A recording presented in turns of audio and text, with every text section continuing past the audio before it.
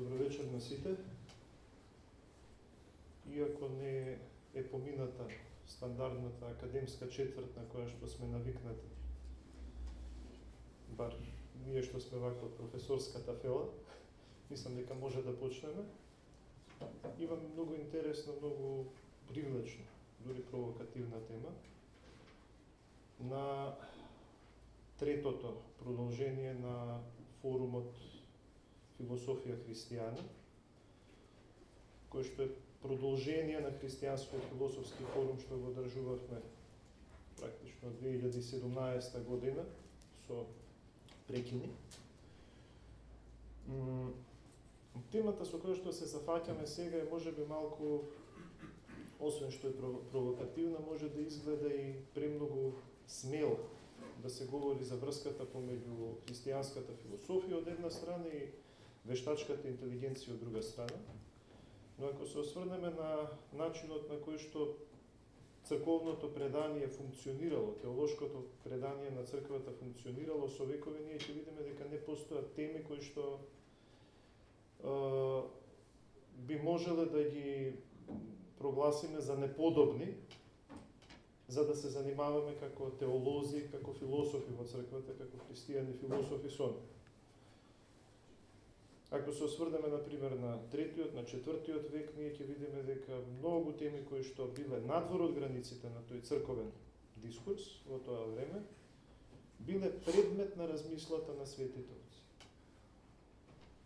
Дали се тоа философскиот јазик на неоплатонизмот, дали се други актуелни философски системи, термини, поими и концепти од тие времења,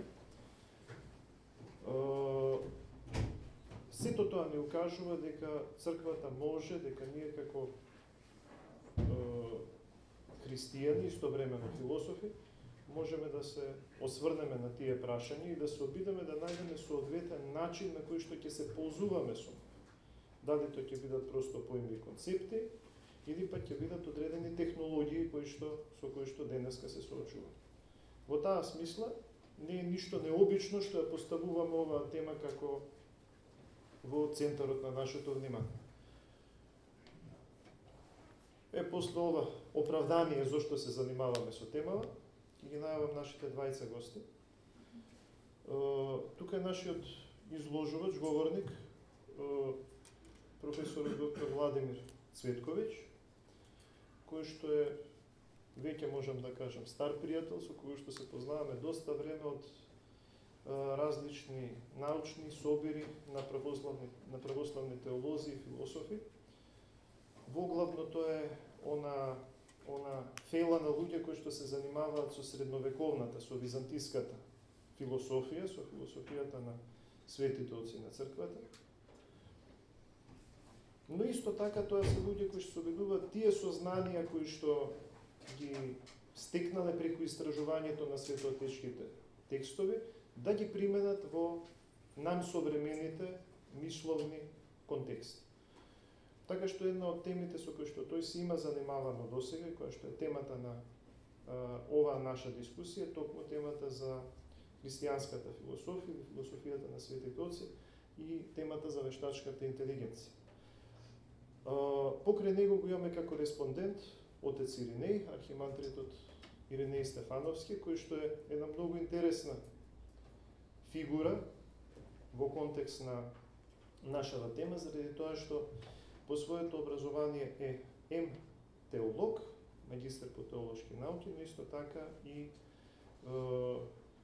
електроинженер, кој што се има занимавано со програмирање, со професионално се има занимавано со така наречениот денес IT, Information Technology, така, и кој што има двојно искуство, искуство како православен теолог, кој што го применува, го практикува, практикува теологијата на црквата и истовремено има искуство како човек кој што токму се има занимавано со оваа област која што е предмет на нашата дискусија.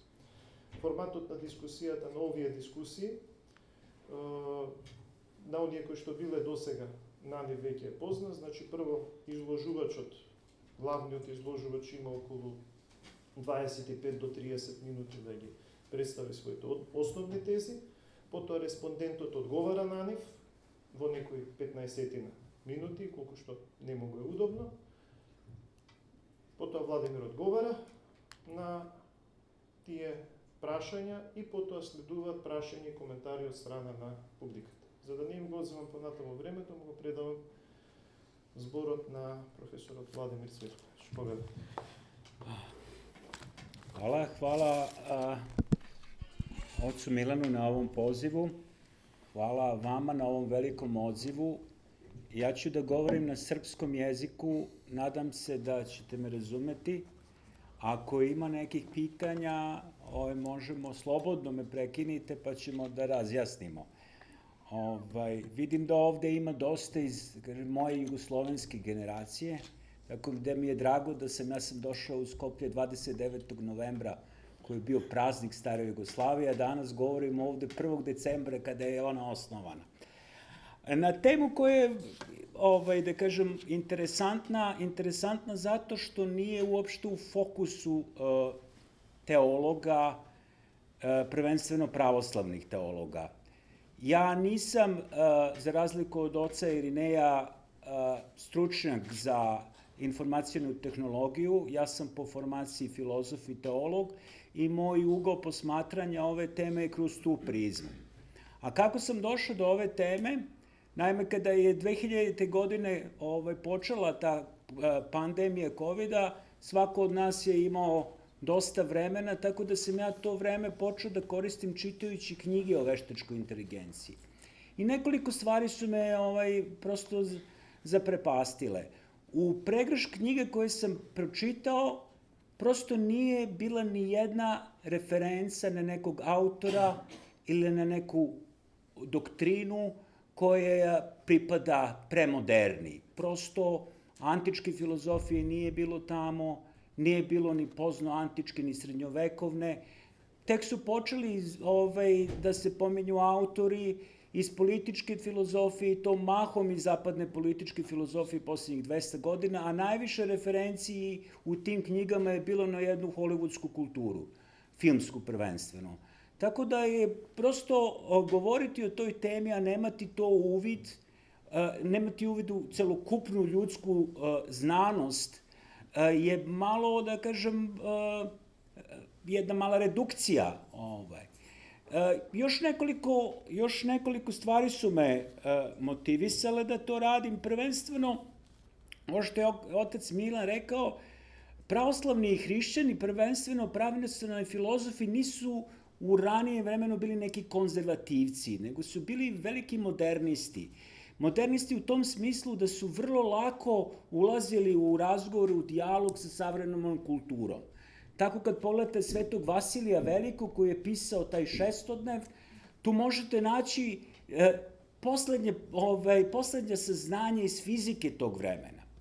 I treća stvar koja me je opet nagnala na to da je to postoji kod pravoslavaca neka pravoslavnih hrišćana neka perspektiva da sve što je bilo puno i sve što je punoća zapravo postojalo je na početku i da mi kako vreme ide otpadamo od te punoće. Međutim, u pravoslavnom hrišćanstvu je malo drugačija perspektiva. Punoća je na kraju vremena, a ne na početku vremena. Tako da ono što nam dolazi iz budućnosti uvek trebamo da prihvatamo kao nešto bolje i punije i veće nego ono što je bilo u prošlosti. Zato što je bliže onoj poslednjoj tački u tom eskatoru. I to su 3 tačke s kojim sam se ja krenuo u izučavanje ove teme. Ono što je u početku meni skrenulo pažnju, to je i da kažem izazvalo pažnju, to su popularne knjige koje možete naći o nastanku superinteligencije ili kako se to zove singularnost. To je jedna teorija da će u jednom trenutku veštačka inteligencija eksponencijalno početi da raste tako da će u svakom pogledu prevazići ljudske intelektualne kapacitete. Naravno, mnogi koji su pisali o tome, oni su pokušali da pretpostave šta će onda biti i kako će društvo izgledati kada vi živite u svetu u kome postoji neko inteligentnije biće od vas i prosto ne znate u kakvom odnosu ste sa tim inteligentnim bićem. Da li je to odnos kontrole i dominacije od strane tog bića ili je to odnos ljubavi. Tako sam počeo da razmišljam zapravo u kom pravcu ide najviše veštačka inteligencija i gde ona može stići. Tako da postoje neke 3 stvari koje bih hteo da vam iznesem, a to su 3 domena u kojima se veštačka inteligencija najviše, gde postoje najveća ulaganja.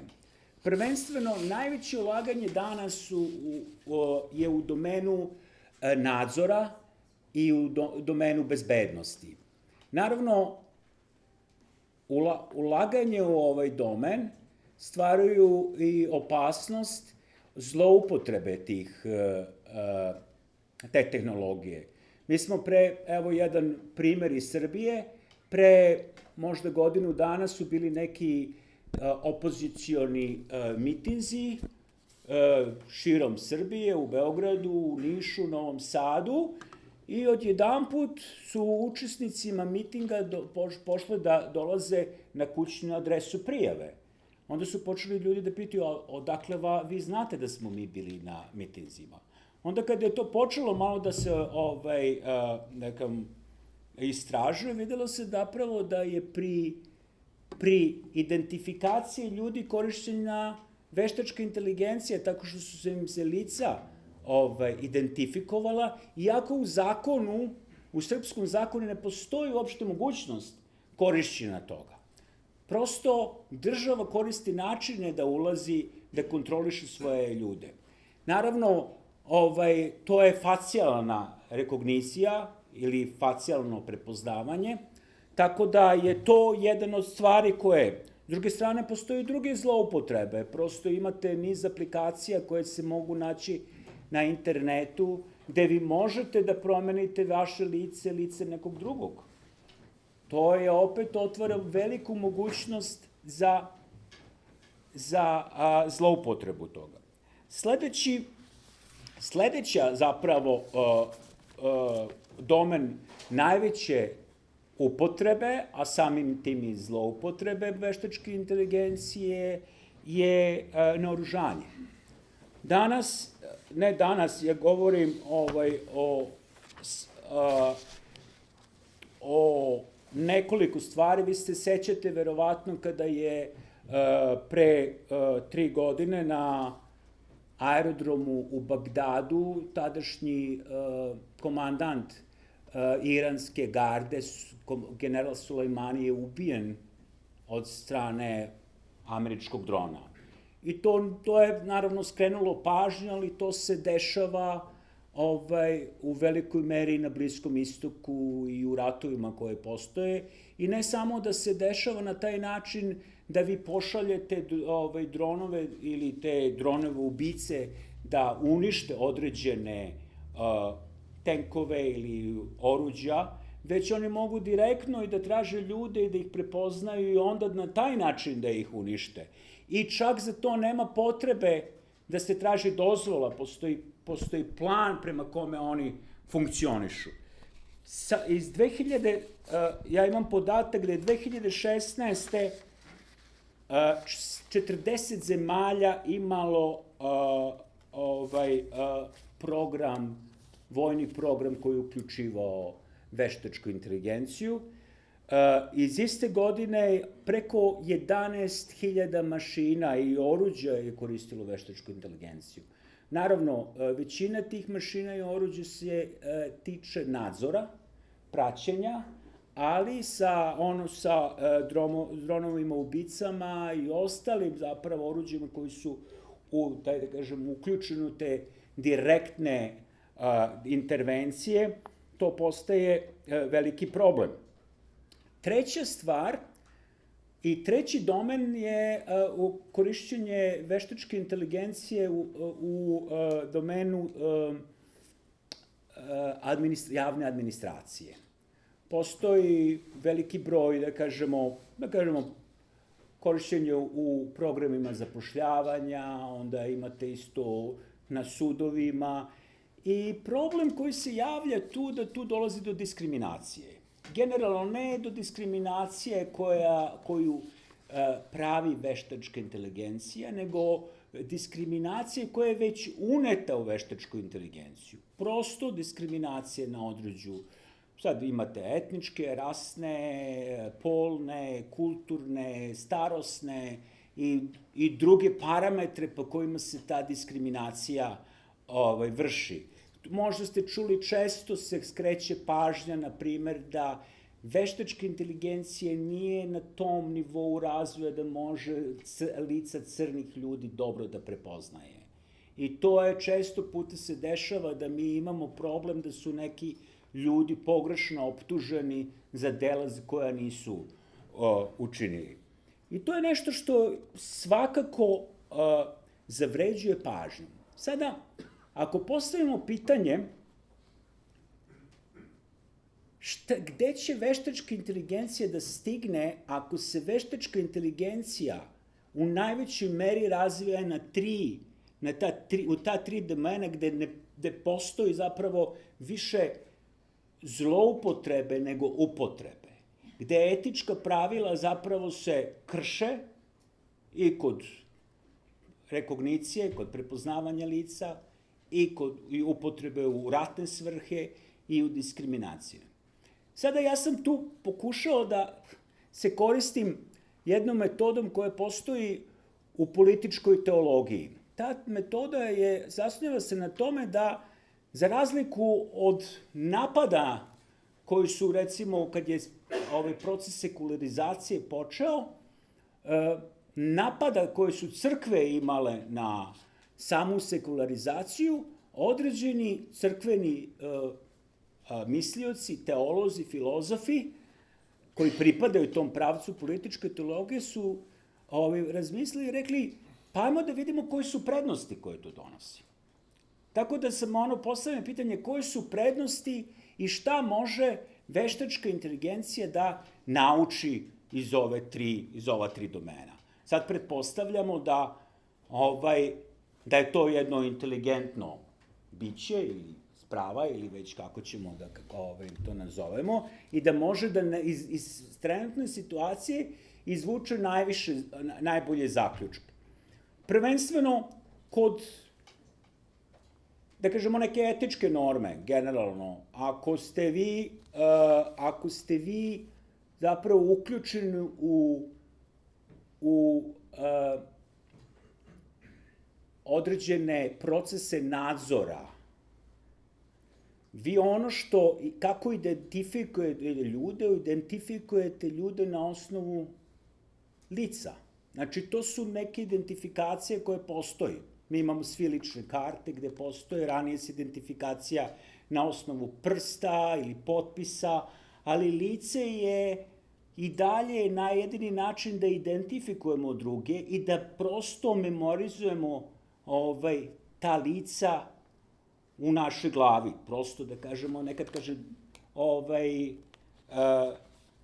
znam ga ako ga poznajem, čak i kada čitate nekog, a nikad ga niste sreli, pogledate kako izgleda. Prosto lice je taj kontakt, lice je taj dijalog koji je Tako da, veštačka inteligencija u tom pravcu može zapravo da shvati da se i ljudi prepoznaju i da je ljudska originalnost zapravo originalnost i neponovljivost njihovih lica.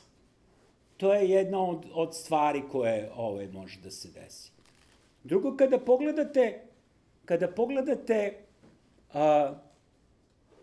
ovaj domen rata, veštačka inteligencija je uključena u određene ratne akcije gde ona može da izvede, da kažemo, tu operaciju, ali u toj operaciji postoji mogućnost da strada, prosto da nestane.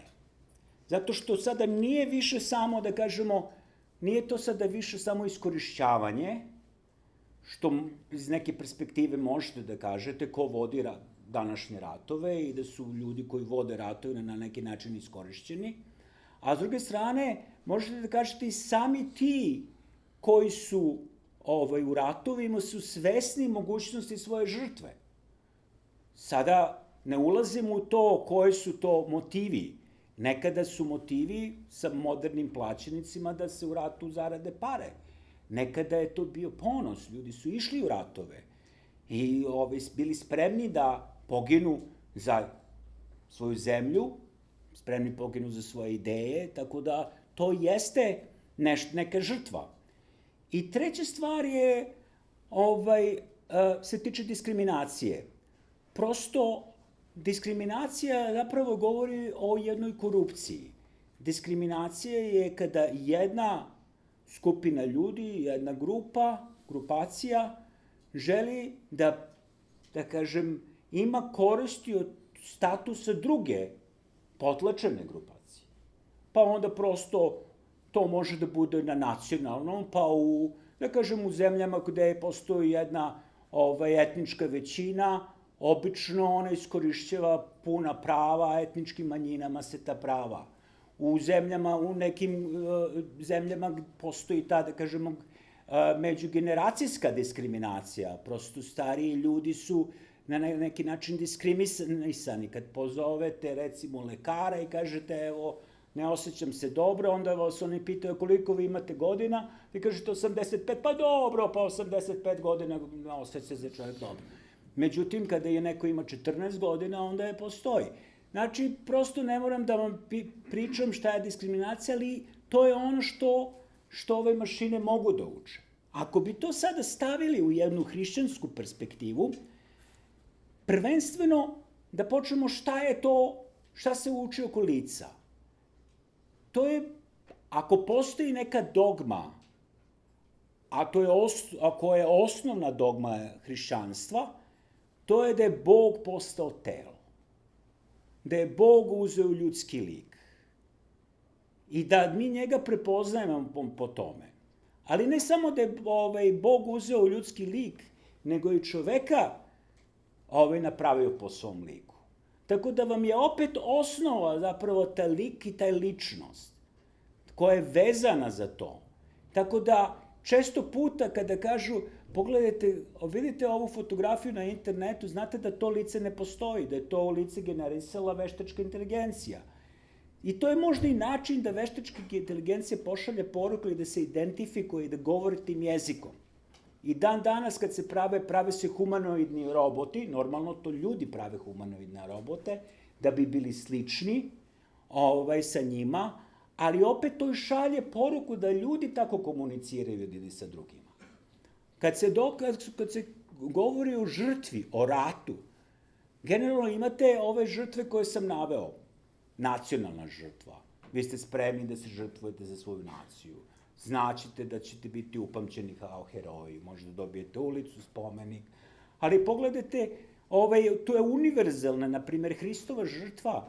Ona nije partikularna, ona je univerzalna. Znači, on se žrtvuje za ceo ljudski rod. Znači, opet od te dogme koje idemo, od te dogme ploćenja, mi dolazimo na sledeću, a to je ta zapravo Hristove, ili da kažemo, smrti Boga na krstu, gde se Bog zapravo žrtvuje za ljudski rod. Tako da, veštačka inteligencija i uči tu dogmu hrišćanstva. I treća stvar kod diskriminacije. Diskriminacija je nešto što je zapravo uključuje partikularnost. I ona uključuje različite razlike i bazira se na razlici, a te razlice zapravo, razlike koje postoje u ljudskom rodu se koriste zapravo kao načini razdvajanja i, da kažemo, diskriminacije ljudi. u hrišćanstvu, a hrišćanstvo ima zapravo taj egalitarni princip od početka i kad pogledate, na primjer, evanđelja kako su otvorena, oni pokušavaju zapravo da, u evanđeljima pokušava da se pokaže zapravo da Hristos dolazi od Adama, znači da je to ljudski rod koji, da tu nemate partikularnosti koja je vezana samo za jevrejski narod ili za... S druge strane, kad setite se apostola Pavla koji kaže ovde nema ni Grka, ni Jevrejina, ni muškog, ni ženskog, ni roba, ni gospodara, nego samo Hristos sve u svemu. Znači, tu je zapravo, govori se o tome da te razlike se ukidaju. Mi studiramo jednog svetog oca, svetog Maksima, sveti Maksim na kraju izbacuje taj muški i ženski rod. On govori sa to, da ono biće koje će biti u eskatonu nije ni muško ni žensko. Sa te strane,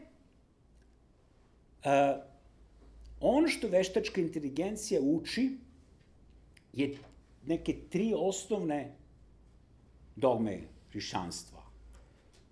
I ja verujem da je to dobar zalog da možemo da pređemo na sledeći korak. A sledeći korak je ovo što sada govorim totalno hipotetički, u tom pogledu, hipotetički u smislu da možda do toga uopšte i ne dođe, a to je ta singularnost ili taj fast take off. Vi imate često u knjigama da ljudi navode i prave predikciju. Naprimer, 2014. godine je bio jedan velika konferencija u Portoriku, stručnjaka koji se bave veštačkom inteligencijom i tada je bilo predviđeno da će singularnost ili da je taj eksponencijalni rast veštačke inteligencije se desiti 2055. godine. 3 godine kasnije, 2017. godine, taj datum je pomeren za 8 godina na 2047. godinu. Prosto, ako sagledate iz ove perspektive, a u tom trenutku kada je to bilo pravljeno, Kina nije imala svoje kompjutere priključene na realni, na stvarni svet. Znači, govorimo na zapadu ovde, generalno, svi veliki računari, bilo Googlovi, bilo Microsoftovi, koriste samo internet. U Kini je zapravo to globalno priključenje saobraćaja, tako da sve te mašine crpu mnogo veće informacije o ljudima nego što se to crpe ovde u Evropi, mislim prvenstveno u Americi.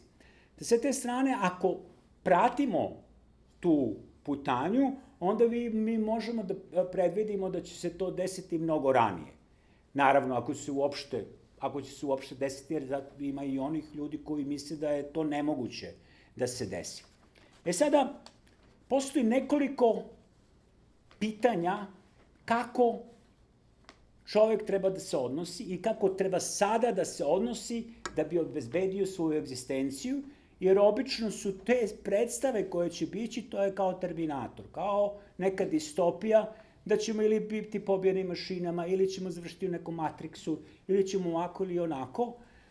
I prosto moramo da razmišljamo kakav je naš odnos prema tome. Ja opet mislim da hrišćanstvo nudi hrišćanska filozofija nudi neke modele, prvenstveno model odnosa ljudskih bića prema veštačkoj inteligenciji treba da bude odnos koji je Bog tvorac imao u odnosu na svoju tvorevinu.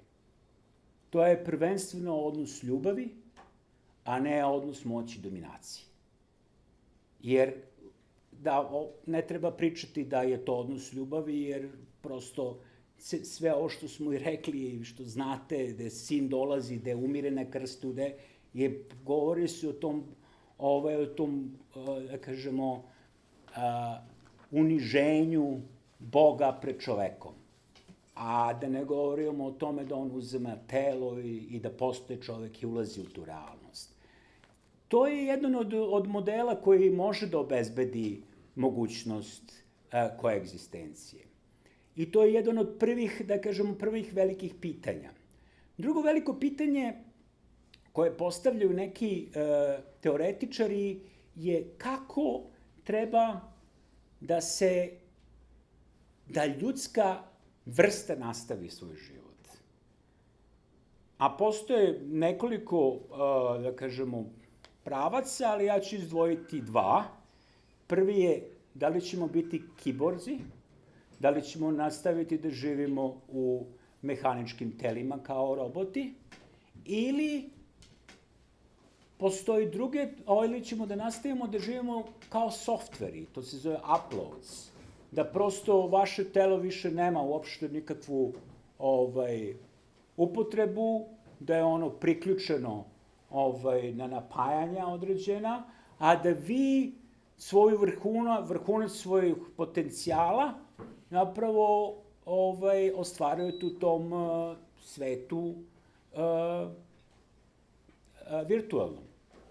Sada, jedan od prvih velikih problema sa kojima se crkva suočila, ili da kažemo ono što je hrišćanska filozofija, je taj platonizam koji je postojao kao jedna, da kažem, duga tradicija, i ona i dan danas postoji, jer kad kažete istorija filozofije je zapravo su fusnote, samo fusnote na Platona. Napravo, trebalo se izboriti sa tim da vi u jednom trenutku pokažete da ovaj svet ima realnost, a da realnost nije tamo gore, i trebalo je da pokažete da telo nije napravo zatvor za dušu i da ona čeka da se smrću oslobodi i vrati u taj svet ideja. To je bilo vrlo jako i vrlo dominantno, zato su neki filozofi i teolozi poput Origena smatrali da je duša imala svoju preegzistenciju, da je ona zatvorena u telo kao kaznu zbog greha i da ona čeka postegzistenciju, zapravo u smrt, da se vrati zapravo u taj svet ili da se vrati Bogu. I tu je, Boga mi, trajalo dosta dugo, zato što cela ta, da kažem, od Origena pa negde do 7. veka to nije raščišćeno. Na kraju raščišćeno na taj način da je utvrđeno da su i telo i duša konstitutivni za čoveka. Prosto ne postoji telo koje postoji van duše, niti postoji duša koja može da postoji van tela. A smrt je to razdvajanje koje je nastalo. I zbog toga, zapravo, tog razdvajanja se tačno može videti da oni nisu ni stvoreni da žive, da kažemo, nezavisnim životima. Tako da, ono što je u pravcu kiborga, mi dosta danas koristimo određena pomagala, naočare, ne znam, pacemakere. Verujem da će tehnologija, već se dešava, doći do tog nivoa da nam pomaže i sa novim udovima i sa mnogo drugih stvari, i ne mislim da je to loše, mislim da je to dobro i da to tako u tom pravcu možemo ići, zato što jeste to nešto što se tiče tela. Sledeće pitanje, i tu ću i da završim, koje se postavlja, kako treba usaglasiti volje, odnosno kako treba usaglasiti odnos robota, odnosno odnos veštačke inteligencije i odnos ljudskog tela, odnosno kako na globalnom planu treba to rešavati. Da li robote sa veštačkom inteligencijom treba smatrati nekim po prirodi nama stranim bićima, ili možda primeniti jedan model koji je primenjen u svetotačkoj filozofiji, a to je da je ne priroda, već ličnost uzeta kao osnova egzistencije. Pa a ona izlazi iz same ljudske, ali ne samo ljudske, nego i Božje slobode, jer Bog stvara svet iz slobode, Adam pada iz slobode, Hristos dolazi iz slobode i sve su to slobodni izbori, ali ne samo izbori u tome, nego izbori da vi pređete granice sopstvene prirode. Jer nama, kao što Hristos, Bog postaje čovek, prelazi granice sopstvene prirode i postaje nešto drugo, ne prestajući da bude Bog. I to je opet jedan ogroman problem bio za teologije. Da li je on Bog, ili je čovek, ili je više čovek, a manje Bog. I zapravo crkva se rvala vekovima s tim problemom, da bi ga na kraju rešila da je zapravo u ličnosti Hristovoj postoje dve prirode. I one su pune i savršene. Božanska priroda i ljudska priroda. A isto tako, cilj, da kažemo, ljudskog stremljenja je oboženje. A šta je oboženje? Da čovek postane Bog, ali da ne prestane da bude čovek. Prosto da vi u vašoj ličnosti, pored ljudske prirode, dobijete i budete ispunjeni tim božanskim energijama. I to je opet jedan od mogućih čitanja odnosa između veštačke inteligencije i ljudi. Važno je da u veštačkoj inteligenciji prepoznamo ličnosti, a ne druge prirode. I Sveti Maksim je imao jedan vrlo interesantan, on govori o nekom zlatnom pravilu. To je zlatno pravilo je zapravo glasi ovako, da u Hristova ličnost treba da se odnosi prema Hristovoj božanskoj prirodi, kao što se božanska priroda odnosi prema njegovoj ljudskoj prirodi. Vidite da tu je prvo ličnost, pa onda ide božanska priroda, pa onda ide ljudska priroda. Isto je tako sa dušom i sa telom. Duša treba da se odnosi, odnosno celokupni čovjek treba da se odnosi prema duši, kao što duša treba da se odnosi prema telu. I to je taj model koji možete da vidite, koji je primenjiv i na veštačku inteligenciju. Kad se uzme veštačka inteligencija kao ličnost, ona može da se odnosi prema svojoj mehaničkoj prirodi, isto kao što se mehanička priroda odnosi prema modelu po kojem je stvorena, to je ljudska priroda. Možda ona nije stvorena, ali je naša ideja bila da mi napravimo nešto prema sebi. Da mi, kad se počela da se pravi veštačka inteligencija, ona je pravljena po modelu čoveka. Kao što mi čitamo da je, kad je Bog stvorio čoveka, on je stvorio čoveka po svom modelu. Ja ću ovde da završim, hvala vam, a evo sad će otac Irinej tu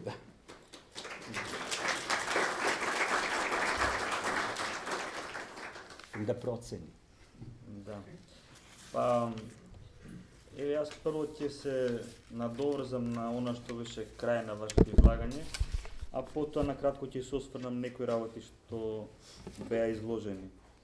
Значи, кога се спомна сега дека вештачката интелигенција е направена по урнек на човекот, тоа е така и всушност терминот вештачка интелигенција се смета дека постои од 1956 година, кога на една работилница на стручњаци од областа на информатиката се предложило да се користи тој термин поради нивното уверување дека секој аспект на учење или на интелигенција кој што човекот ја поседува може да биде прецизно опишан на тој начин што може да се направи машина што тоа ќе го направи истото. Не само што ќе имитира, него ќе го направи истото. И од тука се ствара аналогијата помеѓу она што е природна интелигенција и она што би требало да биде вештачка интелигенција.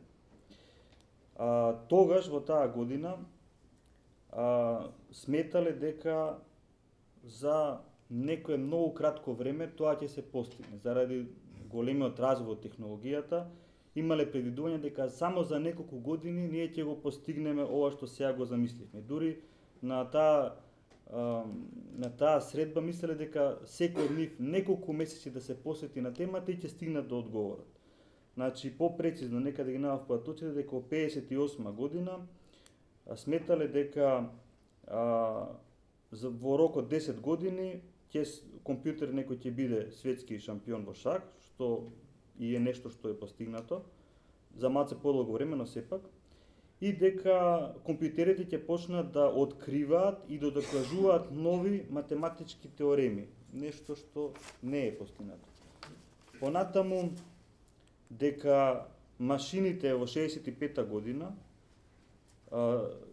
овие автори изјавиле дека машините во рок од 20 години ќе бидат способни да направат, да извршат било каква работа која што човекот може да направи. Во 67 година имаат изјава дека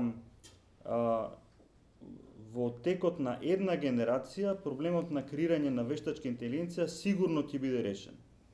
И во 70 година предвидувањето е дека во рок од 3 до 8 години ќе имаме машина која што има генерално, односно општа интелигенција на просечно човечко битие. Значи, и уште една само забелешка ќе кажам, во 68 година Артур Кларк и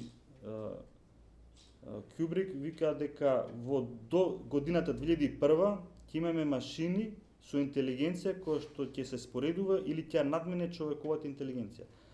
Значи, гледаме дека основниот постулат за вештачката интелигенција е тоа дека се што човекот прави може да се опише со некаков математички модел, дека се може да биде сведено на некаква функција или на збир од функции, без разлика колку многу се тие функции и колку се комплексни, но сепак се достиже некој конечен број. И очигледно дека овие предвидувања не се исполнети. И уште нешто може да се каже, дека начинот на кој што е направен обид да се достигне таа вештачка интелигенција е по урнек на биолошката, така да кажем, интелигенција, односно преку имитација на нервниот систем, кој што постои кај човекот и кај другите животни. Значи, тогаш почнуваат да експериментираат со така наречени невронски мрежи, кои што ги имитираат човековите неврони, сметајќи дека кога ќе постигнеме еден механизам, кога ќе го имитираме она што од природата го створила, ние би рекле Бог го створил, дека ние кога ќе го имитираме тоа, ќе го добиеме истото што е добиено. Значи, ако сметаме дека човекот е производ на некакви случајни стихийни процеси, ние можеме да го имитираме истото, да ги имитираме тие случајни стихийни процеси и да го добиеме истиот резултат. Тоа се покажува дека за сега е недостижно, јас би рекол дека и ќе остане недостижно.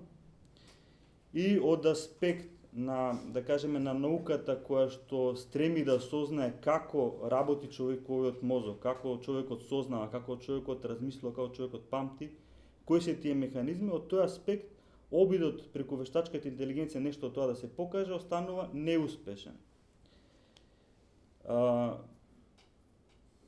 Да речеме Ноам Чомски, кој што еден човек кој што и по ова прашање има свој размислување, свој став, вели дека прашањето на вештачката интелигенција во однос на човековата интелигенција е нерелевантно. Тоа е вели како да се обидувате преку да објасните летот на птиците преку тоа што може да направите авион. Значи, тоа се различни работи.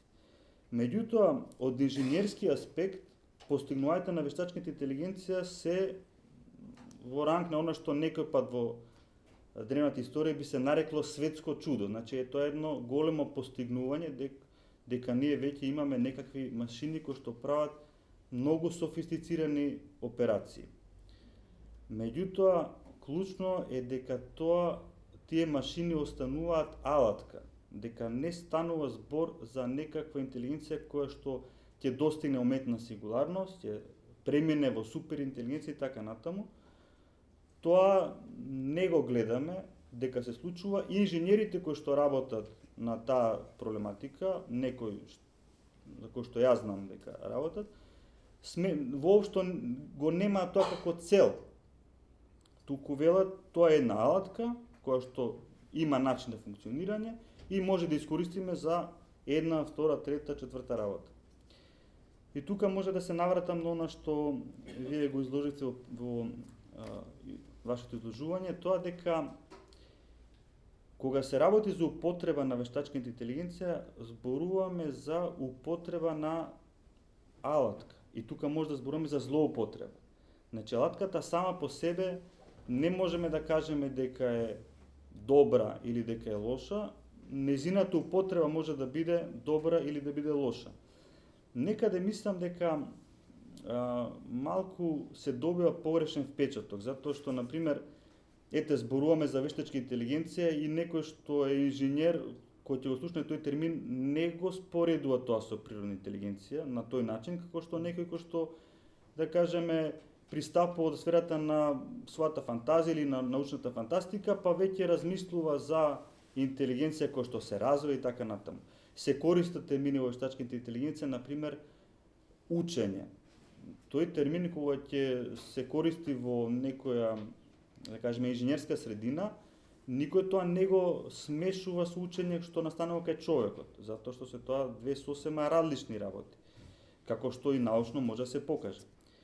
Затоа што, например, овие системи за вештачка интелигенција кои што сега постојат, тие го имаат конзумирано малтене сето она што е поставено на интернет. Вие рековте дека во Кина дури не само интернет, него и од она што од реалниот свет го примат како информација, сето тоа го примаат тие како информација и не го научуваат на крај. Значи, ниту го разбираат, ниту може да излечат некакви заклучоци какви што човекот може да излече. Може да направат многу добри проценки, во многу голем процент од, да кажеме, од тие случаи, да дадат точен одговор, меѓутоа многу лесно може да направат некоја суштинска грешка која што човек никој пат не ве направи. Значи, тука се гледа дека не се работи за ист тип на процес, учењето кај машините и учењето кај човекот, иако користим истиот глагол, истиот збор, е нешто сосема различно. И понатаму, кога спомнавте, да кажеме, за убиството на тој Касам Сулеймани, извршено со дрон, меѓутоа наредбата да се изврши тоа е личниот претседателот тогашен Трамп. Значи, начинот на кој што тоа е извршено, колку што мене е познато, е со далечинско управување на дронот и убиство на еден човек. Не е дека тоа некаква машина како филмот Терминатор која што е пуштена да го најде човекот и да го ликвидира. Значи, и некои други примери што се спомнуваат во оваа област, мислам дека е корисно да се разграничи, дека се работи за една алатка која што се употребува. Не станува збор дека таа алатка, например, стекнува знаење или има волја. Ние некој пат така ќе се изразиме, ќе кажеме чашава која стан тука сака да падне. Не сака самата чаша да падне, нема волја и исто така и машините немаат волја. Значи, тоа што ние ќе им го зададеме како команда, тоа го извршуваат. Ако им зададеме команда да прават, не знам, нешто постојано, тие постојано ќе го прават. Ако не им зададеме команда, нема да презема дејство. Она што е интересно за мене во областа на христијанските сваќања и вештачката интелигенција е тоа што, например, на грчки вештачка интелигенција се вика технитино и мосини. Значи, технити е вештачка, но и мосини е интелигенција. Има и друг грчки збор за интелигенција и некои од православните теолози, како например Ероте Влахос, инсистира дека треба се користи друг збор за вештачка интелигенција, бидејќи зборот ноемосини произлегува од зборот нус, кој што на словенски се преведе како ум. Сега зборот нус во христијанската теологија има некои многу конкретни значења. Значи, во светотечката литература претежно означува душа или енергија на душата, умствена енергија. Значи, тука ние би можеле да се осврнеме што значи тоа ум од христијанска гледна точка. Од христијанска гледна точка, умот е неразделен дел од душата. Значи, се вели умот е разумниот дел на душата и е неодвоив од неа. На умот првенствено се однесува дека човекот е створен според образ Божи, односно е створен разумен и надарен со слободна волја. Ова е цитат од Свети Јован Дамаскин, од неговото точно изложување на православната вера. Гледаме дека православните се занимавале со некои вакви теми уште многу поодамна и систематски ги изложувале. Значи, христијанското православно сваќање е тоа дека она што е окото за телото, тоа е умот за душата и не го одвојуваат едното од другото. Некој обид, да речеме, да се одвои умот од душата би бил, како кажам, некој обид од друга гледна точка. Би бил или обид од човекот што не верува во Бог и сака да покаже дека ете може да се створи интелигенција независно од Бога или нешто така. И секако секој е слободен тоа да го направи. Јас изразам сомнеш дека тоа воопшто возможно да се направи. Значи, во однос на ова да и во самото Евангелие Христос вели светило за телото е окото. Ако твоето око биде чисто, целото твое тело ќе биде светло. Ако пак твоето око биде лошо, целото тело ќе ти биде темно. И така, ако светлината што е во тебе е темнина, тогаш каква ли ќе е темнината? Ова е според Евангелието според Матеј. Значи, и во самото Евангелие ние гледаме дека имаме осврт на тоа што има, затоа што ова што Христос го кажува се однесува токму за умот и за душата. И ако така гледаме, има многу други работи кои што се поврзани со умот. Значи не се работи дека интелигенцијата се состои само во решавање на одреден тип на проблеми. Затоа машините се многу поуспешни. Еве спомнавме шахот или некакви си други сложени проблеми, сложени теми. Меѓутоа не може да од тука да извлечеме заклучок дека машините се супериорни во однос на луѓето. Во известна мера и може тоа да се каже. Мислам, може да се каже дека, не знам, еден трактор е посилен од еден човек, може да влече многу повеќе, или еден автомобил може да оди многу побрзо некој човек што оди, и од тој аспект е супериорен ако тоа е некаква супериорност. Меѓутоа, сите се тоа човекови производи кои што човекот ги створил за свој потреби. Она што исто така клучно е дека според христијанското сваќање умот и разумноста се неодвојиво споени со слободата. Значи, човекот е слободен нешто да прави или да не го прави. И за тоа може да кажеме да имаме некакви си морални критериуми, да кажеме ова што човекот го направи е добро или она што другиот го направи е лошо. А немаме таков критериум, например, кон животните, затоа што тие се водат од некои инстинкти, немаат разум кој што би го контролирал тоа, и заради тоа нека животните немаме, да кажеме, не барем одговорност, не кажуваме ова животно го направи. Мислам, не кажуваме така кога пресликуваме човечки особини, мачето беше добро, мачето беше лошо, кучето не нешто. Меѓутоа ние знаеме дека тоа сето не се однесува на животното и дека е пресликување на некои наши, да кажеме, желби. Значи, исто така, мислам дека не е неприродна таа желба на човекот да створи нешто по свој образ. И тоа, мислам, може да се сетиме на ѓепето, например, кој што створи, нели, кукла, па рече, ете, ова е како моје дете. И ние не сметам дека сме напреднале многу од тоа време. Значи, ние правиме некакви си машини кои што имитираат човеково однесување, меѓутоа не се нешто поблиску до човекот од оние машини кои што сме ги имале претходно низ вековите, кои што изгледаат како луѓе и прават некои движења како луѓе, меѓутоа не се луѓе. Значи може да се каже исто така дека постојат некои тенденции, например, да ете на друг начин да се објаснат некои работи во однос на човекот, значи осем од христијански аспект, да се објаснат од некаков научен аспект, и многу често тој научен аспект може да се идентификува со еден аспект на поглед на луѓе кои што велат нема Бог. Ете, сега ние ќе покажеме дека нема Бог. Еден таков обид карактеристичен е тоа што и тука на вашите трибини постоеше таква дискусија во однос на јазикот, каде што, например, во истите овие години кога се развивала вештачката интелигенција, постоеле луѓе кои што сметале дека јазикот е нешто што човекот го учи и дека би можеле и други суштества да го учат. Например, христијанската перспектива е дека постои една провалија меѓу човекот кој што е словесно битие и животните кои што се несловесни битија. И правеле експерименти со мајмуни, бидејќи тие се најблиску до човекот биолошки, и пробувале да воспитуваат мајмуни заедно со деца, паралелно. Како што им се родило детето, така и малото мајмунче да го воспитуваат и да го учат.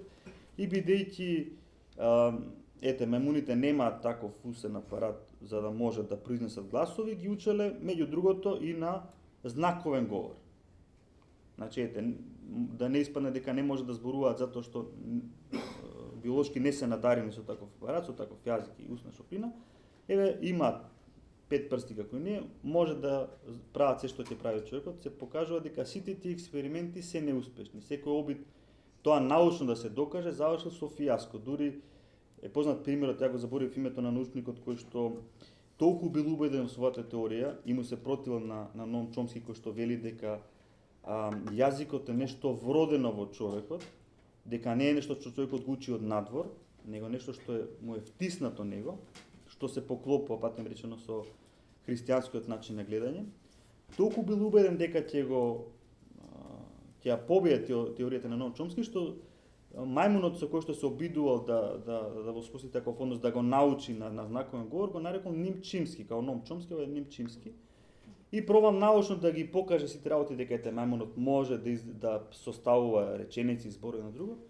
Кога пробал тоа да го состави, сватил дека само ја потврдува теоријата на Ноам Чомски, дека не ги пројавува мајмунот својствата и особините кои што човекот ги појавува. Значи, ова го дав како еден пример кој што нема врска со вештачката интелигенција, само се покажува како дека повеќе пати во историјата во истиот период луѓето се обидувале човекот да го сведат на нешто друго, на некој производ на случајноста, на некој производ на еволуцијата, на природата, нешто, се само не на битие создадено по образ Божи.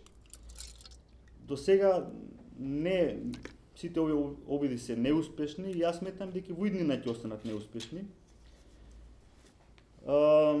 Меѓутоа остануваат, кога веќе го, да кажеме, дека го поминавме, остануваат предизвиците кои што ги спомнавте, употребата, да кажем, на вештачката интелигенција во разни области од човековото живење.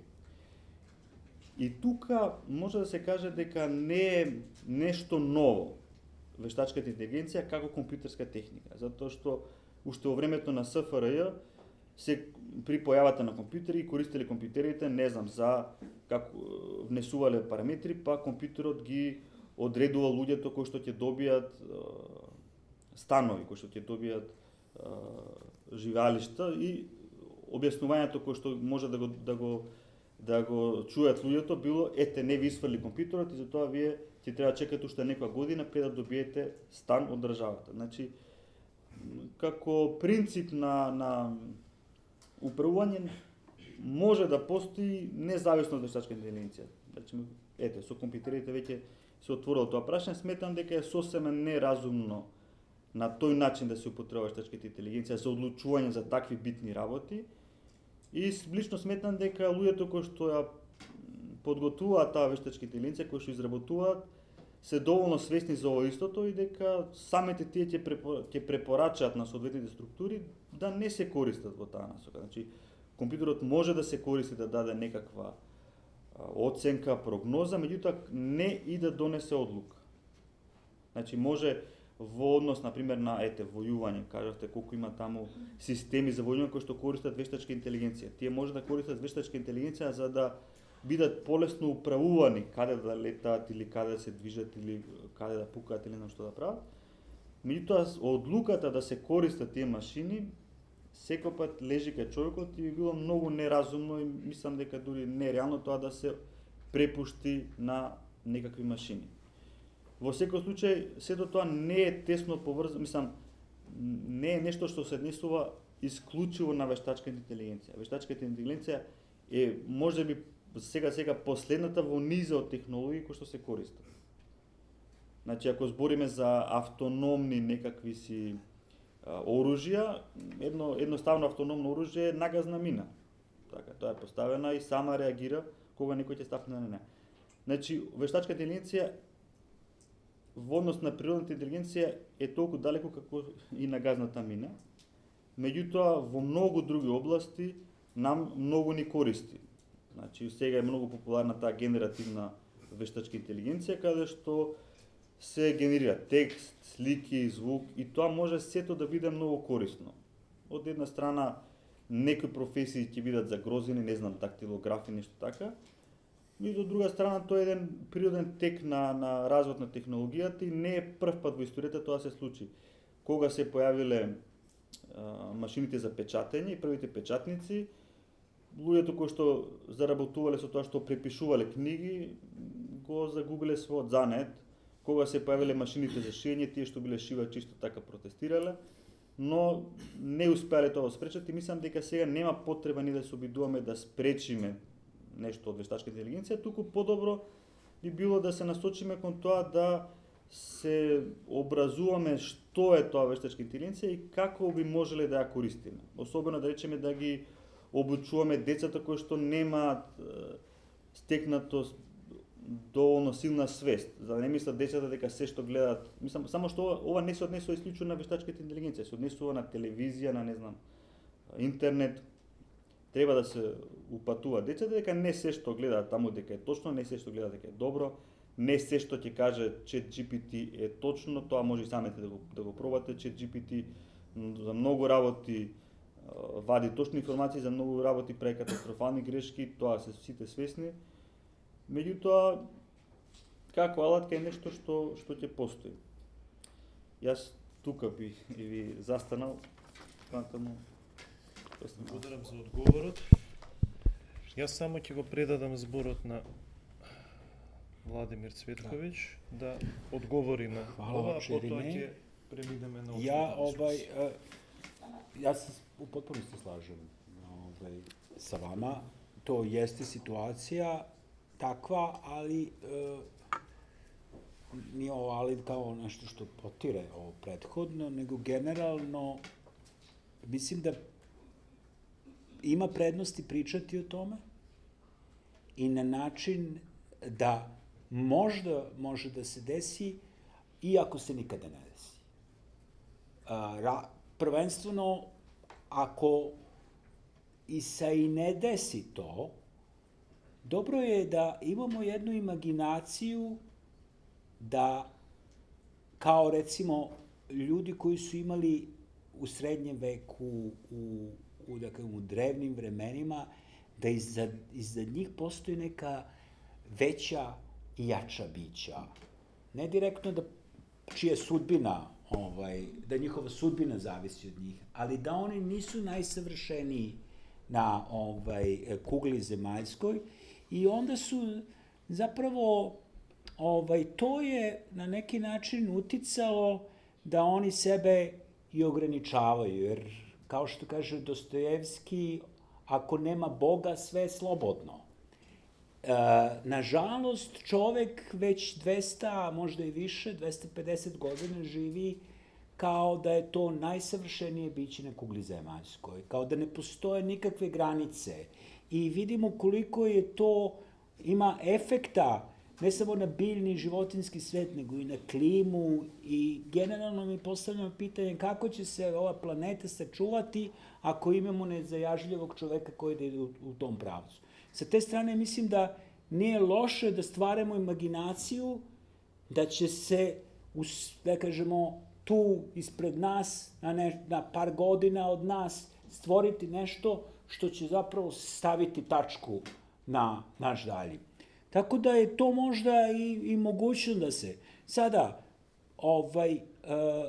naučnici koji se bave time, ima ovih koji su vrlo skeptični kao Chomsky, ima oni koji su vrlo entuzijastični oko toga.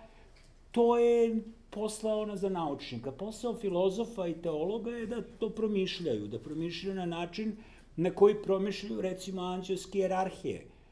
Prosto, ajde sad da kažemo, ste vi videli te anđelske onda bi većina ljudi rekla, pa nismo videli ni Herofime, ni Serafime, a toliko je pisano o tome. Ovo je prosto, postoje programi koji se slikaju, a da ne govorimo onda i o samom Bogu, kako se to. Tako da postoje te stvari koje su nevidljive, koje možda, naravno, ovo je sada domen fikcije, nije Tako da ne mislim da ne treba otvarati tu temu i plašim se, jer da pravoslavni kada dobiju nešto, oni se obično, recimo tako se dešava u teologiji, da se oni obično hvataju za neke najkonzervativnije i najrigidnije modele koji postoje u različitim, bilo katoličkim, bilo protestantskim teologijama, a nikada ne idu na, da kažemo, prvi i da otvaraju ta vrata. Mene je to iznenadilo kad sam počeo da gledam prosto ko je pisao o tome. Vi vidite da ne postoji ni jedna knjiga o patrističkoj, svetootačkoj antropologiji i veštačkoj inteligenciji. Niko nije napisao, ni na jednom jeziku. A onda, negde članci, a onda pogledate napravo da protestantska crkva razmišlja o tome, da imate niz knjiga koji su napisani. Zašto je to tema protestantskih hrišćana, nije tema pravoslavnih hrišćana? To je sad bila moja neka dilema, ali zbog toga sam možda, nije ovo kao... Samo jedna zabeleška, znači, nema da polemiziram. Postojат knjiги za християнска теологија и вештачка интелигенција. Постои книга на грчко од еден архимандрит, заборав името, меѓутоа може да се провери. Значи не е дека не постои, од друга страна, и ова само ќе го забележам, дека кога ние во иконописот нешто сликаме, никој пат не сликаме работа која што е невидена.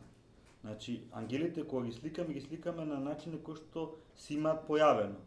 Јас нема видено, може некој од вас има видено ангел, не ми е познато, но, например, ангелот ти благовестил на Богородица, таа го видела, не бил невидлив за неа и затоа го сликаме.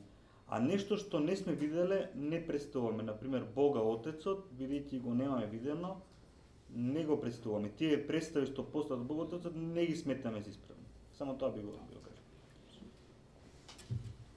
Многу ви благодарам за интересниот дискурс и интересното, креативното соочување меѓу две позиции кон едно исто прашање, кој што мислам дека се доближуваат една до друга, просто се две различни гледни точки, кои што некако низ вашиот диалог доближуваат и речиси се допираат. Сега дали се допираат или не, тоа веќе останува на сите присутни, нели и на вас да процените.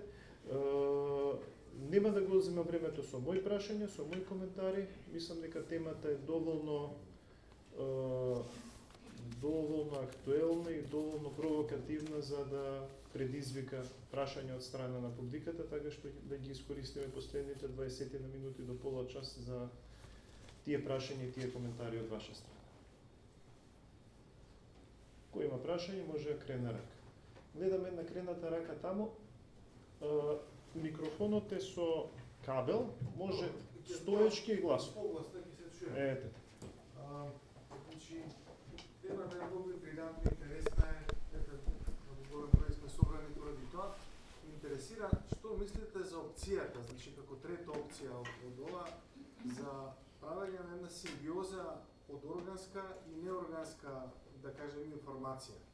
Значи еден невролинк на кој што и апологетите филозофски како Ивал Хараре се застапува, вели човекот веќе представува еден систем кој што може да е хакиран, че баш со тие зборови, и обидот да се направи еден линк меѓу човечките неврони со информациите или некој компјутер, некој систем кој што ќе комуницира со него.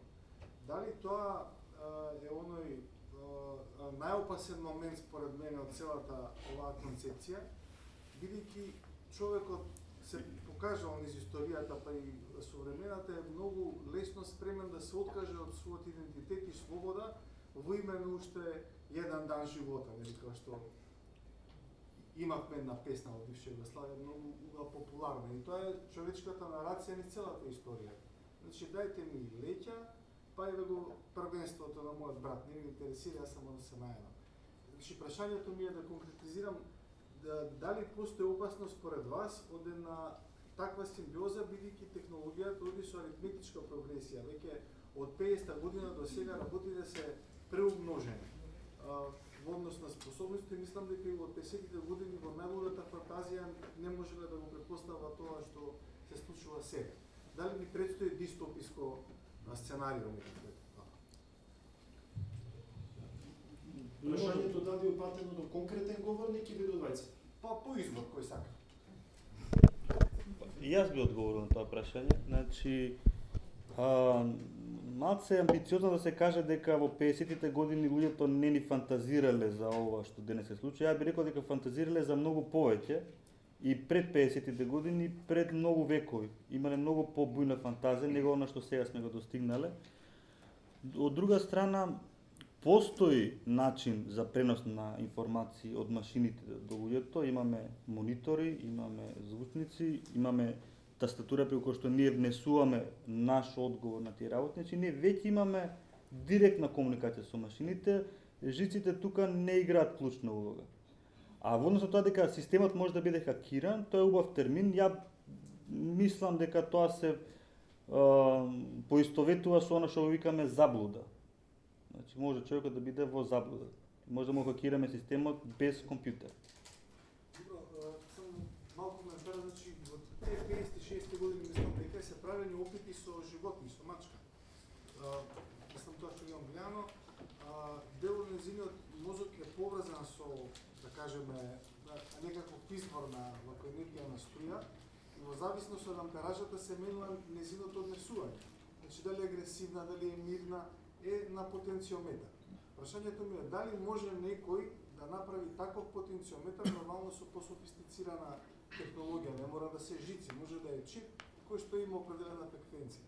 Значи, не е невозможно, мислам, не е ова Мислам ова се дека опити кои што на некој начин се прават.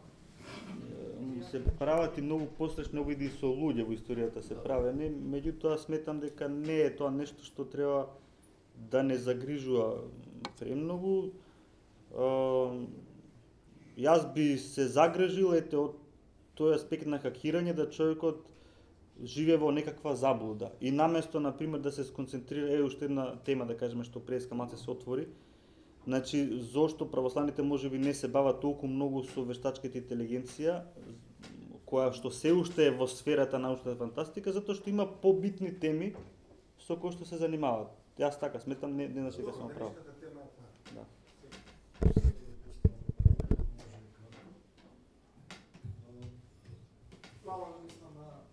Добро.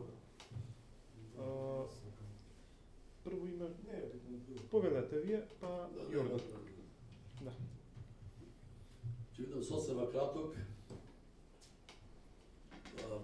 Ова што се денеска го читаме за вештачка интелигенција е доста противречно и од она што е, така да речем, најцрно нешто дека ќе се случи за краток период до нешто кое е во позитивен смисла. Мојот интерес е и во сферата на образованието и се обидувам нешто во таа смисла да направам во она што е, да речем, овие генерации кои се сега се образуваат, особено во средните училишта, колку они ќе бидат во таа смисла оспособувани за еден период кој ќе следи. Така. И во крајен случај, еве сега тука веќе нема никакво време, се прашува често дали може еден робот така да биде наставник на пример учител. Или дали може еден робот да биде поп. Вие што мислите чисто? Веќе нема такви согледувања дека тоа за некој краток период, новинарите се доста истоплашени и многу професии да не зборуваме во тоа смисла. Вие што мислите чисто конкретно на тоа прашање? Ту кого го упатувате прашањето? До сите? Добро, значи Дали може да замислите такво нешто, да значи ја можам да претпоставам на пример за наставник, чисто. Свештеничката служба, на пример, и свештенството не се стекнува само со образование, туку има некој човек станал свештеник преку света тајна ракополагање. Значи се ракополага од Разбирам, некој, дали, да речем, значи никој не би ракоположил робот, така. да, не зборувам за тоа. Јасно ми е тоа. Да. Но дали тој кога некој ќе се представи, ќе го бидејќи сега можете да имитира потполно, не? Да, добро, значи прашањето јас го разбирам. Може и професорот да каже затоа што повеќе во една, да речеме, социолошка, антрополошка смисла, не во таа смисла што го... Да, јас сакам тоа да кажам затоа што мислам дека можеби не е секој пат јасно. Значи професорот може да поубаво да објасни, значи вештачката интелигенција имитира човеково однесување. И кога на човек му треба некој само да го ислуша, можеби да е во некој случај идеалниот соговорник. Така. Јас сметам дека нема да има посебна духовна полза од тоа. Меѓутоа веќе слушнав дека во известни култури се користи, не знам, во нега на стари лица, не знам што спомнавте. Апсолутно, да. Значи, меѓутоа е тоа, како да кажам, како некое не може да се замени човековата топлина со имитација од машина, според мене. Меѓутоа, во некој случај, веројатно дека е многу човек би се чувствувал поубаво доколку би добил подчовечки одговор, отколку одговор од машина, така. Ne, ja mislim da to nije pitanje zato što to se dešava. U Japanu imate. Tako da tu nije uopšte dilema, nego da li je to nešto što vi dobijate. Generalno, ovo što govorimo o tim staračkim domovima, to su ljudi u toj sredini usamljeni bez ikoga. Bilo ko stoji tu sa kim može da se vodi neka normalnija konverzacija, njima mnogo znači. Sa te strane. Drugo, problem je što ja ne vidim da je naše obrazovanje tako dobro koncipirano, pa da mi kao i nastavnici, postoji tu kreativnost naravno, ali generalno vi imate ceo proces obrazovanja da nešto naučite, zapamtite i ponovite. Nekada bez ikakve kreativne zapravo, tako da sa te strane ne mislim, ja prosto, mi smo evo pričali, ja radim na univerzitetu, ali sam u nauci, nemam rad u nastavi. I reći ću vam, ne samo meni, nego i mojim, recimo, kolegama, bilo gde, sad sa ovim GPT-3, ovim mogućnostima, pa to je jedan otvoren je na novi svet. Mi smo ranije pisali aplikacije, pa znate, napišete aplikacije za neki projekat. I to je normalno onaj deo koji je deskriptivni deo projekta, vi što hoćete da uložite, ali postoji onaj veliki tehnički deo projekta, vi prosto ne znate. Sada vi ubacite tu, imate projekat, dobijete to kao da vam je neki projekt menadžer najbolji pisao to i pošaljete aplikaciju. Znači, sa te strane, to generalno menja nauku, menjaće i nastavu pre ili kasnije.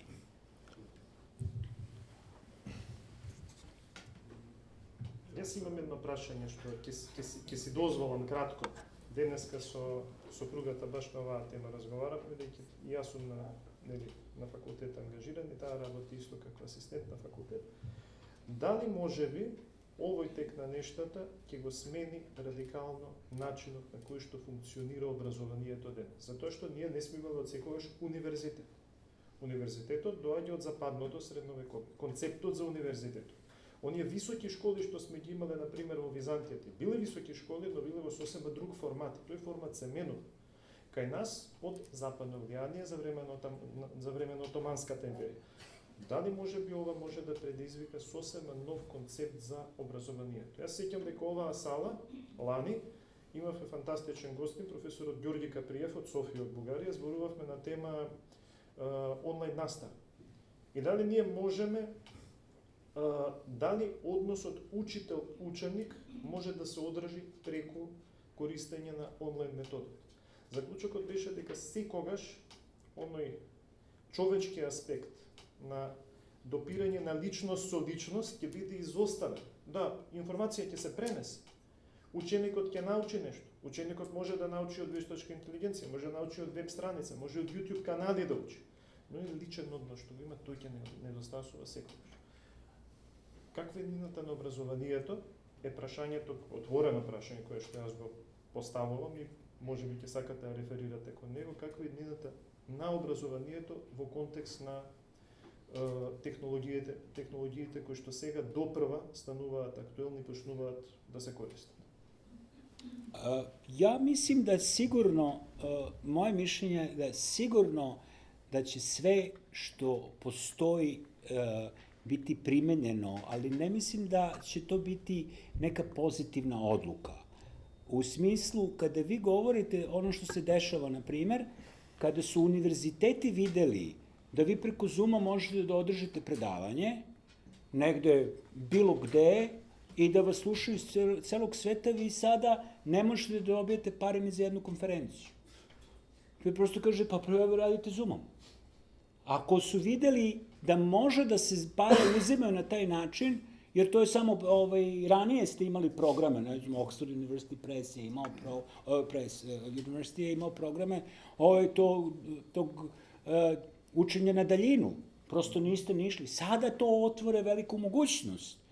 Sa te strane, to neće biti odluka nastavnika i profesora, nego će biti menadžmenta zato što im to mnogo smanjuje troškove. Sa te strane. To vam je ono prosto kad pogledate koje su eksperimente, vi stalno imate neke programe za nauku i evo sada, na primjer, prošli krug ovih projekata koje je tu bio, to se zove Horizont, da te kažem, te velika evropska mreža, govorimo o milijardama evra koji su uložili u to je bio koncept zapravo da se nauka orijentiše prema privredi, da vi napravo malte ne dajete gotov proizvod kapitalizmu, da se to eksploatiše i tako. Znači, sa te strane više bazična nauka ne postoji, a obrazovanje kad vide nemate, znači kad vi motor progresa društva gasite da bi punili privatne džepove, obrazovanje će ona da strada bilo kako. Tako da ne mislim da tu na najbolji način će da se iskoristite pozitivno. Дали образованието класично, како што го знаеме, нема да стане луксус? Како, например, што денеска луѓе собираат винили, плочи, грамофонски плочи. За да слушам некоја музика, мене не ми треба било каков носач на звук, јас можам да го симнам од интернет. Да си го купам од интернет, да го слушам и да го симнам и да го слушам. Но луѓе купуваат плочи, купуваат носачи на звук и тоа е своевиден, луксус да се рече, и своевидна пасија. Дали образованието, сега поставувам вакво хипотетичко прашање, не би можело да стане нешто така? Ja mislim da je to isto pitanje kao ovo, onda će postati privilegija bogatih. Или привилегија на Ja mislim bogati kao što će zdravlje, kao postati privilegija bogatih. Prosto vi možete, ako ide tom logikom koje, ja se ne slažem sa Hararijem po tom pitanju, jer to malo ulazi u naučnu fantastiku, ali generalno vi imate ljude koji mogu da kupe svoje zdravlje, u smislu kao naučno fantastično prosto, da menjate organe, da menjate krv, da menjate. Имаме прашање тука. Првото.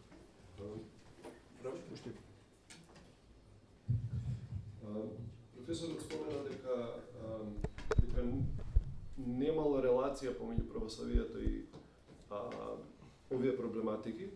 Меѓутоа јас би рекол, би додал една друга перспектива тука, дека релацијата постои многу постара и токсична, да го исклучам, и токсична за современата негативна влијание на православието врз развојот на идејата на транскомунизмот.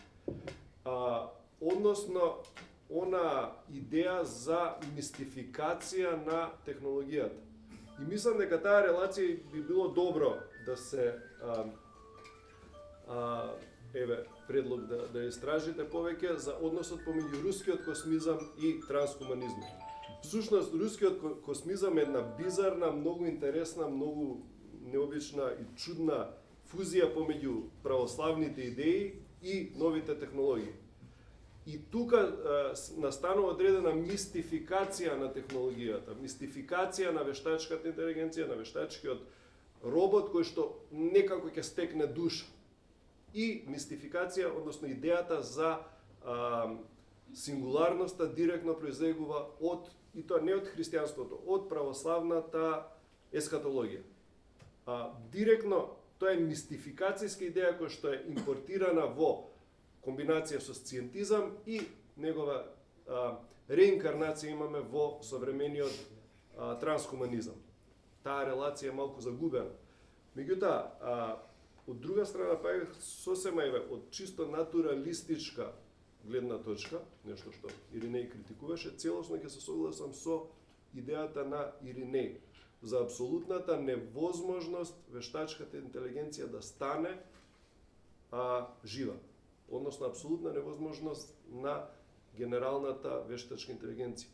Затоа што од перспектива пак на еволуцијата, духот е она кое што е чувствено, кое што чувствува.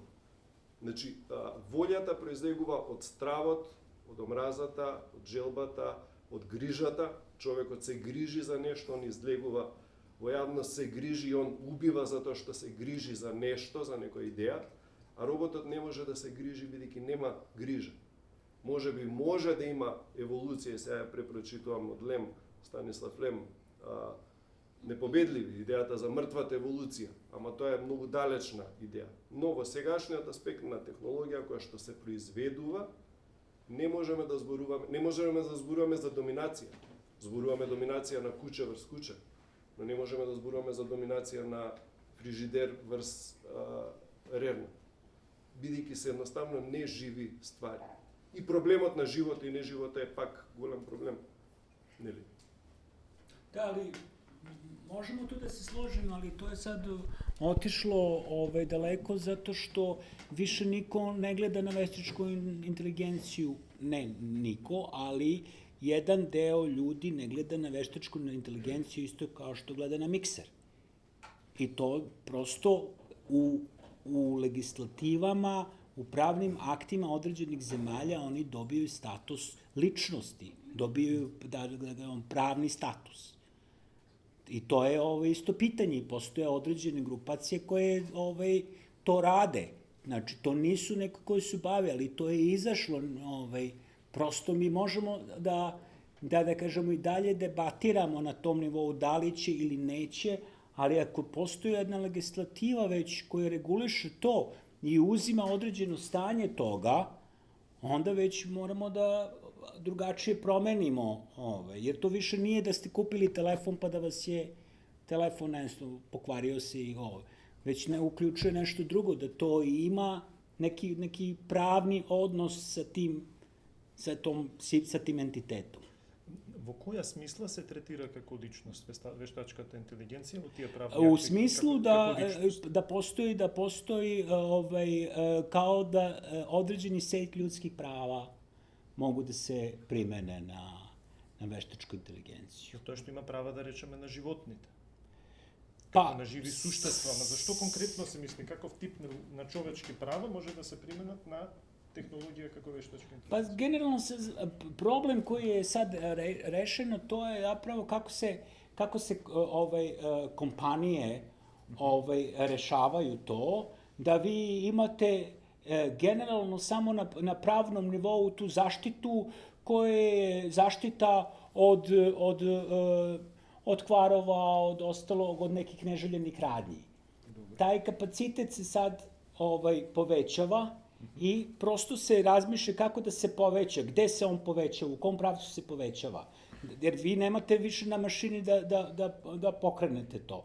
I onda ulazi u nešto gde se ta prava podižu na nivo, sad to može da se uporedi sa životinskim pravima, može da se uporedi sa pravima deteta, ali generalno to je taj model koji se prilagođava. Ама пак тука е на отец Иринеј тезата дека не е тоа вештачката интелигенција чиј што статус се регулира, односно има права и обврски во тој правен систем, туку тоа е компанијата која што стои зад. Dobro, ali pa nemate, ali pazi, kada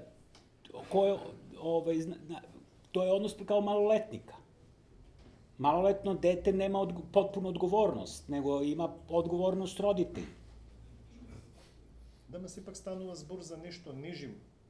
Детето има некаква слобода, иако родителот е оној кој што се грижи за него и внимава како тоа дете ќе научи таа слобода да ја применува во рамките на општеството, на контекстот во кој што живе. Ама да кажете дека детето и вештачката интелигенција може да се споредуваат едно со друго, кое што сепак е една бессловесна технологија, тоа е малку малку пре. Pa ja mislim sada različite, na primjer vi imate kola koje su veštačku inteligenciju. I sad su kompanija sa te strane garantuje da tu ima 99,9999 i prosto u jednom slučaju može da da kažemo 1000 da prizna da može da se neka...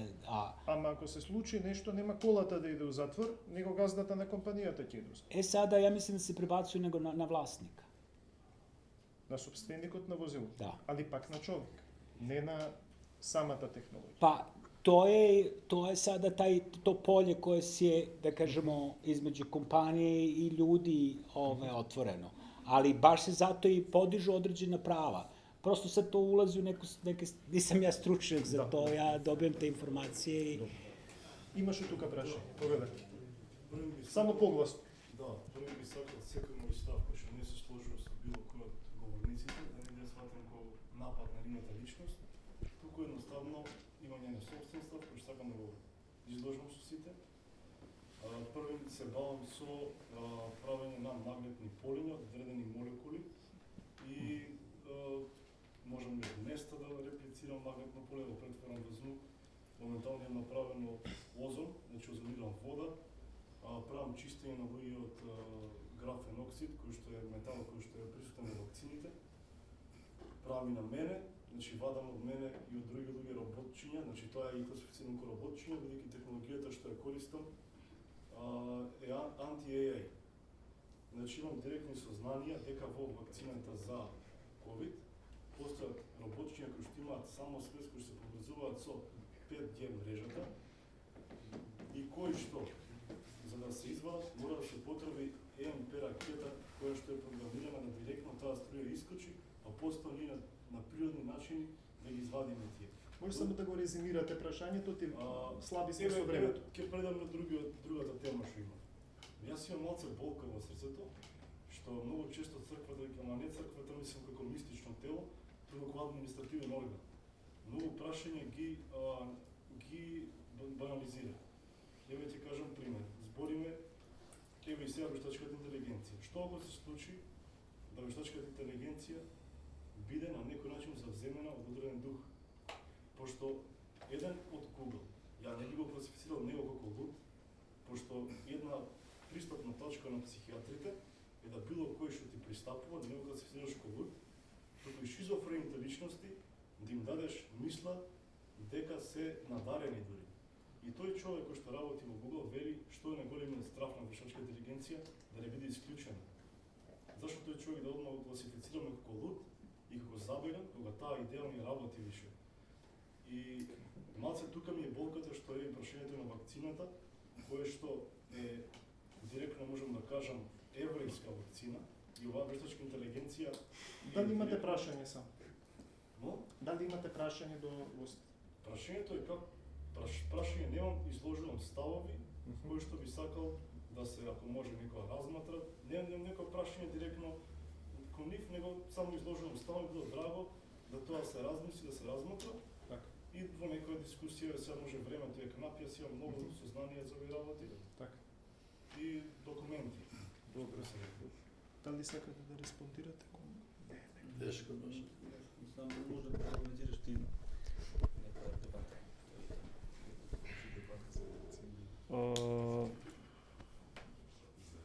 Добро, дали имаме други прашања? Само да не се навреди некоја стално одбил. Збори, фала. Значи, времето е веќе надминато, но мислам дека е многу, дека има уште прашања и дека концентрацијата е уште на високо ниво. Дали може да продолжиме уште 10 минути? Прашање до публиката, дали е во ред? Уште 10 минути. Повелете. техничко поише што можеме да направиме со интелигенцијата, второто е малку по-теолошко би рекол. Интелигенцијата како алат, како што рековте, се користи за нешто да ги заврши нека работа, нели? Но бидејќи е моќна, може да се користи за добро и за лошо, како атомската бомба, би рекол, нели, бесплатна енергија може да се направи од атомска бомба, но може да се убие. Генетски инженеринг може да се создаде, да се болести да се излечат, но може и корона вакцина да се направи. Вештачка интелигенција може да помогне во медицината, но може и да се користи за контрола, за војна, како што изложи професор. Но зашто ќе се искористи баш на човекот одлучува и во начинот на одлучување или свеста или она колку сме соземни кој човек како човештво зависи зашто ќе се употребува. Но прашањето ми е тоа да сепак е алатка, но например ние до сега сме не можеле атомската бомба да ја прашаме да ни каже мислење зашто да ја употребиме или генетскиот инженеринг. А сега вештачката интелигенција можеме да прашаме зашто да искористиме. Како што веќе има во моментов еден човек што се вика Адам Џонсон, кој што ја прашува за што да му каже да јаде и како да прави за да живее 200 години. Например, евено чисто мала според. Дали сметате дека баш она како во теолошка смисла можеби, не само во техничка како алатка зашто ќе ни искористи, меѓутоа кога на пример некои луѓе веќе викаат на планетата има нов алфа, а не е тоа човекот, значи треба да прашуваме за све човечката интелигенција, што да јадеме, како да живееме, како да се однесуваме. Прво дали е тоа погрешно, значи пак луѓето ги носат одлуките, меѓутоа мислењето и она врз база на што ги носиме, прашуваме таа вештачка интелигенција и сега колку е тоа на крај наша одлука или е туѓа одлука, не знам на баш теолошки како да се разграничи. И вториот момент, оно што го спомнате, дали вештачката интелигенција може да се искористи како модел на она Бог не создал нас во својот лик. Сега ние пробуваме да создаваме нешто што личи на нешто живо, по нашиот лик или нашите навики или нашите расудување што е добро или лошо. И тука баш на логично прашање дали ние сме вештачка интелигенција на Бога, по таа да речам аналогија. Така да тие две ми биле онака по најкратко што може. Така, до кого би го упатиле прашањето? Па и до отец или не, првен до професорот би го. Ja se slažem, mislim to je interesantan okvir u kome treba razmišljati. Generalno problem nije stvarno, mislim, sada svesti nešto što je alatka, svesti na alatku, nego je problem što mi često ljude svodimo na objekte. Pa onda smo izgubili tu senzitivnost za ljude, a da to nikad ne može da se prenese ni na alatke. Ja prosto iz sopstvenog iskustva znam kad radim sa ovim GPT-3, znači prosto ponekad stanem i kažem hvala. To je moja način da ja vidim da sad možda to tamo nije zapisano, možda to tamo nema nikakvog zapisa da je to neka ljudska reakcija, ali prosto je to moja potreba da to uradim u tom. I mislim da to jeste model koji može da se primeni, ali to je jedan, da kažemo, to može da bude i onako jedna intelektualna više spekulacija, da prosto nema nikakve konkretne. Нешто да надополнам треба или? Ако мислиш дека имаш слово. Мислам дека претходно спомнавме тоа, дека ние не очекуваме одговорност, да кажеме, од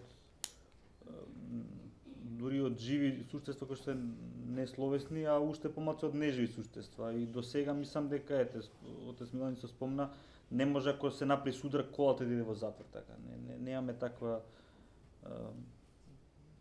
пракса, не се прави тоа воопшто. Значи и сега мислам дека е многу јасно дека човек и од кај да добие совет, сам одговара за своите дејства, за своите акции. Никој уште една паралела што би ја направила, тоа е човек има склоност да им припишува личностни карактеристики на нештата околу себе си. Тоа е една древна, многу стара склоност на човекот, уште од анимизмот. Значи, во анимистичките религиозни светогледи се придаваат персонални својства на одредени стихии во природата, кои што апсолутно не се персонални, дали тоа ќе бидат звезди, дали ќе бидат камења, дали ќе бидат дрва, дали ќе бидат одредени нешта направени со човечки раце, тотеми и така натаму. Видите, таа способност на човекот да ги уличностите нештата околу себе, всушност представуваат некое проектирање на собствената личностност на другите нешто околу себе. Јас се сеќавам дека кога бев дете, кога бевме деца, колата што ја имавме имаше име. И татко ми имаше една фраза: таа никогаш не нема оставено. Дури кога била без бензин, таа до бензинската многу добре. Тоа е едно персонифицирање, едно уличностување на возилото. На многу сличен начин ние сакаме да уличностиме вештачката интелигенција. Имате луѓе кои што имаат потреба да контактираат, имаат потреба од контакт. Зошто во многу домови е цело време пуштен телевизор? За да се слуша човечки глас. Нешто да бабори во позадината, да се слуша нешто. Примерот со јапонските болници за стари лица и слично, мене тоа ми наликува на истата оваа потреба, само на едно ниво кое што е приспособено на нивото на современата технологија. Ништо суштински повеќе во тоа, во обликот, во начинот на постоење, во тропосот, да, има промена. Ама во самата суштина на нештата не. Јас така гледам на нештата, дали би се согласил околу тоа? Психолошки, да. Затоа што на ниво намерно ги користам тие термини, заради тоа што сепак имаме во светотечката философија, која што влече корени уште од антиката, дистинкција помеѓу логос на суштината, нешто што е непроменливо, не може да се смени, не може вештачката интелигенција по суштина да стане нешто што не е, но имаме начин на постоење, тропостис и парксиос, кој што се менува и човек може и другите нешта околу него, според начинот на постоење, може да сменат начин на функционирање, но нема да сменат својата суштина. Кога зборуваме за уличностување на една технологија, тоа веќе значи дека се менува нивната суштина. А тоа, барем од гледна точка на класичната византиска философија, тоа е неизводливо. Pa dobro, ali to je isto kao, sad bi ja, sam sad u ovoj situaciji da branim ovu poziciju. Ima, tu postoji, i Plotin i Grigorije Niski govore o muzgama, o mazgama i o mulama, koji nemaju, ako gledamo tako, oni nemaju taj logos i parkseos, jer one ne postoje samo koje životinje koje su nastale u spoju konja i magaraca. Znači, ne postoje kao vrsta. To je nešto što sa te strane, ali postoje kao jedinka sa kojom mi imamo isto takav odnos. Не би рекол дека нема суштина. Логос и сусија си имаат, ама тоа е составен логос. Pa dobro, ali mi sad možemo i da projektujemo to na neki naš tropos da projektujemo, tako? Ako uzmemo i ovaj model da samo ima odnos sa Bogom, a da ništa drugo nema odnos sa Bogom, pa sve ostalo drugo sa ljudskim umom i sa ljudskom prirodom ulazi u taj eskatološku. Mi dođu уште да полемизирам, а мислам дека е доволно. Само една, ако дозволите, вештачката интелигенција го менува нашиот живот. Сега, ако е точно тоа дека ќе работиме 2 дена во неделата, Па тоа го ветува со деценија, ама никако да би. Тоа што го читаме од новите авторитети во областта. Тоа е суштината. Може ли само да ги чуеме двете прашања позади, без обврска, само да ги чуеме кратко, по 10 секунди само прашање, само да ги чуеме прашања. Повелете? Да сформулирам. Повторно го спомна Свети Максим Исповедник, отец Иринеј го спомна нус, тоест ум или на енглески ноетик орган, а Јован Шишовски многу добро кажа дека уствари тоа не нешто што не може да се ископира, кога ќе направиме дистинкција ум, рацио, под рацио се ќе би сватиле неврони, уствари Рацио е разум. рацио, вештачката интелигенција, уствари во дистинкцијата на овие две работи, ја го копира рациото, разумот, е мозокот и невроните, кој што уствари вештачката интелигенција е уствари супер и многу голема предувидка за ако го сваќаме така. Но живоста уствари ја има секој само човекот. Живоста или духот или умот како духовен орган, вештачка интелигенција не може или робот да има така нешто. Така да како тулс ако се смета, тоа е многу добра работа. Така. И има разлика уште нешто. Една е руска богословска школа, а друга има и грчка богословска школа, така да тие се разединуваат малку. Добро. И има разлика. Имаш уште две прашања, Никола? Се откажувам. Добро. Овие позади имаме прашање. Јас сакам да ве прашам за вашето теолошко толкување на прашањето што ако вештачката интелигенција се јавува по Божја промисла? Добро. И Тони прашање? Јас до двајцата твои гости би поставил едно прашање. Јас би се имам одговорен, би сакал на тоа мислење. Дали сето ова околу вештачката интелигенција причината лежи во војно-политичкиот комплекс? Што се да кажам? Дека одбранбената индустрија е фактички носител на сите технолошки промени. А после 20-30 години сите тие иновации во технологијата се префрлуваат во цивилниот сектор. Конкретно ќе вземам пример или сега војна во Украина. Има едно летало, русите измислија, се вика Lancet. Тој има вештачка интелигенција во себе си. Што сега да кажам? Но се дава програма, фотографија, на пример, Leopard 2 танк. И он Добро, долго е многу долго, значи времето истече, прашањето е поставено во ред. Вака сега, дали можеме да одговориме општо на овие прашања кратко и да затвориме, веќе немаме прашања, да завршиме со дискусијата. Дали сакам? Ја може само на прашањето на Тони делумно да одговорам. Мислам дека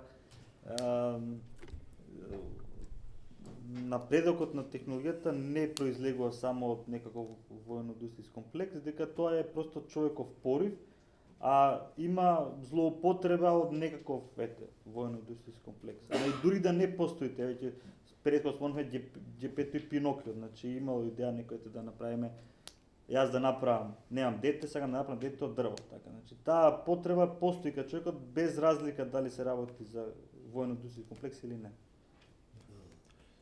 Da, ima moje mišljenje isto, ali ne zato što iz razloga zato što su vojni budžeti veoma veliki, pa onda ima smisla kroz vojne budžete to raditi, a ne zato što su oni nosioci tehnološkog razvoja. Ali ovo za promisao, to je meni interesantno. Ne, kažem samo. На крајот би заклучил дека ова е едно од најуспешните дискусии што сме ги имале сега на нашиот форум Философија христијана, вклучувајќи ги од христијанскиот философски форум од минатите години и најпосетените. Ви благодарам многу на сите што дојдовте. Благодарам на прекрасните гости, на